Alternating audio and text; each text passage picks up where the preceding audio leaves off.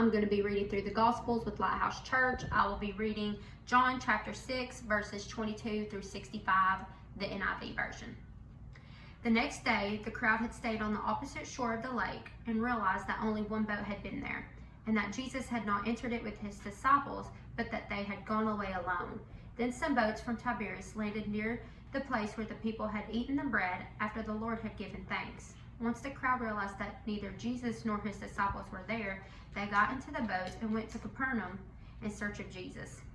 When they found him on the other side of the lake, they asked him, "Rabbi, when did you get here?" Jesus answered, "Very truly I tell you, you were looking for me not because you saw the signs I performed, but because you ate the loaves and had your fill. Do not work for food that spoils, but for food that endures to eternal life, which the Son of Man will give you. For on him God the Father has placed his seal of approval." Then they asked him, "What must we do to do the works of God that he requires?" Jesus answered, "The work of God is this, to believe in the one he has sent." So they asked him, "What sign then will you give that we may see it and believe in you? What will you do? Our ancestors ate the manna in the wilderness, as it is written, he gave them bread from heaven to eat." Jesus said to them, "Very truly I tell you, it is not Moses who has given you the bread from heaven, but it is my Father who gives you the true bread from heaven. For the bread of God is the bread that comes down from heaven and gives life to the world." "Sir," they said, "always give us this bread." Then Jesus declared, "I am the bread of life. Whoever comes to me will never go hungry, and whoever believes in me will never be thirsty. But as I told you, you have seen me, and still you do not believe. All those the Father gives me will come to me, and whoever comes to me I will never drive away. For I have come down from heaven not to do my will, but to do the will of him who sent me. And this is the will of him who sent me, that I shall lose none of all those that he has given me, but raise them up at the last day. For my Father's will is that everyone who looks to the Son and believes in him shall have eternal life, and I will raise them up at the last day." At this, the Jews there began to grumble about him because he said, "I am the bread that came down from heaven." They said, "Is this not Jesus, the son of Joseph, whose father and mother we know? How can he say, 'I came down from heaven'?" "Stop grumbling amongst yourselves," Jesus answered. "No one can come to me unless through the Father who has sent me draws them, and I will raise them up at the last day. It is written in the prophets, they will all be taught by God. Everyone who has heard this and the Father and learned from him comes to me.